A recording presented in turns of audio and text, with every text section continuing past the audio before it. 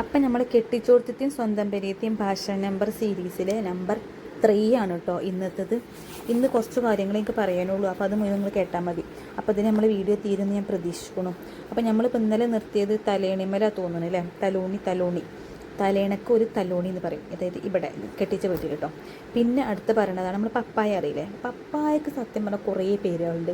കറൂത്ത, കർമൂസ എന്നൊക്കെ പറയണ പോലുണ്ട്. പിന്നെ എൻ്റെ കൂടെ കറൂത്ത അറിയലുണ്ട്, പപ്പായും പറയലുണ്ട്.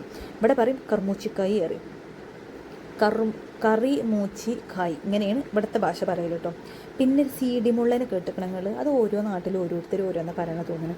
അതായത് പെരുന്നൊരു മീനാണ്, സീഡിൻ്റെ പോലെ പെരുന്ന മീൻ. എൻ്റെ നാട്ടിൽ പറയൽ സീഡിമുള്ളനെ തന്നെയാണ്, എനിക്ക് അതിൻ്റെ പേര് ശരിക്കും അറിയില്ല കേട്ടോ. ഇവിടെ പറയൽ ആനച്ചവിട്ടി, അതായത് ആന ചവിട്ടിയ പെരുന്ന്. ആനൻ്റെ കാല് വലിയ ഉണ്ടക്കാലല്ലേ, അപ്പോൾ ആന ചവിട്ടി ഇപ്പം പെരുന്ന മീനായത് അതിൻ്റെ പേര് ആനച്ചവിട്ടി. പിന്നുണ്ട് രാഗി എന്ന് പറയുന്ന സാധനമല്ലേ, അതിൻ്റെ കൂടെ രായി എന്ന് പറയും. ഇവിടെ പറയും ചൊളാണ്ടി. അത് വേറെ ഏതൊക്കെ നാട്ടിലെ ആൾക്കാർ ഞാൻ പറയണത് കേട്ടിരുന്നു കേട്ടോ. ചൊളാണ്ടി എന്നുള്ളത് എനിക്കറിയില്ല, അതിൻ്റെ സത്യാവസ്ഥ ഉള്ള പേര് തന്നെക്കാരും ചിലപ്പോൾ.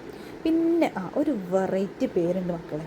നമ്മൾ പഞ്ഞിമുട്ടായി ഇല്ലേ, മൈദപ്പൊടിയും നമ്മളിപ്പോൾ വീഡിയോസിലൊക്കെ കാണലില്ലേ, മൈദപ്പൊടിയും പഞ്ചാരിയും ഒക്കെ ഇട്ടുങ്ങാണ്ട് പഞ്ചസാര പാനിയാക്കിങ്ങാണ്ട് ഇട്ടുങ്ങാണ്ട് ഉണ്ടാക്കണ ഒരു മുട്ടായില്ലേ, വലിച്ച് ഇങ്ങനെ നീട്ടി നൂല് പോലത്തെ ഉണ്ടാവണേ. അതിനിവിടെ പറയണ പേരാണ് ആനപ്പിണ്ടി.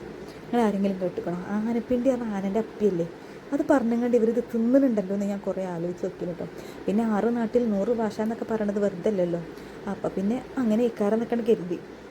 ഇനി വേറൊരു രസമുള്ള എന്താണെന്നറിയോ, നമ്മളിവിടെ ഒരാളെ വിളിക്കുമ്പോഴേ ഏയ്ന്നോ കാക്കാന്നോ താത്താന്നോ ഏട്ടാന്നോ ചേച്ചിന്നോ അങ്ങനെയൊക്കെയല്ലേ വിളിക്കുക. ഇവിടെ എന്താ വിളിക്കാറോ, ഏന്നു എന്ന് വിളിക്കും.